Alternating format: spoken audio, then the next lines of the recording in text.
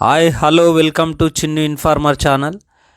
ఈరోజు మరికొత్త సమాచారంతో మీ ముందుకు వచ్చాను.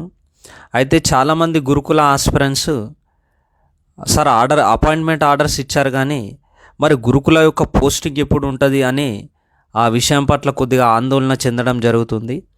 అయితే ఎవరైతే 1:1లో ఉండే అపాయింట్మెంట్ ఆర్డర్స్ తీసుకున్నారో వాళ్ళందరూ ఎలాంటి టెన్షన్ పడాల్సిన పని లేదు.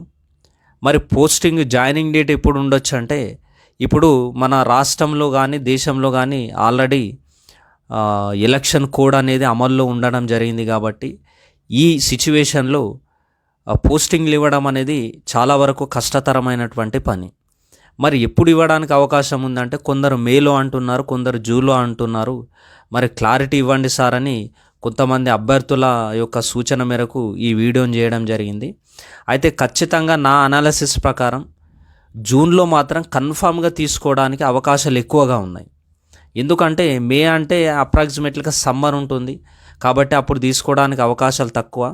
కన్ఫామ్గా ప్రతి ఒక్క గురుకుల అభ్యర్థి మైండ్లో ఒకటే ఫిక్స్ కావాలి, జూన్లో మేము జాయిన్ అయిపోతున్నాం, పోస్టింగ్ ఇస్తున్నారు అనేటువంటి భావన ఉండాలి. నెక్స్ట్ కాన్సెప్ట్ ఏంటంటే, మరి కొంతమంది సర్టిఫికేట్ వెరిఫికేషన్కి వెళ్ళినప్పుడు అక్కడ కన్వకేషన్ సర్టిఫికేట్స్ సబ్మిట్ చేయలేరు. సబ్మిట్ చేయనంత మాత్రాన సార్ అయిపోయిందా ఆ పని అనుకోవద్దు.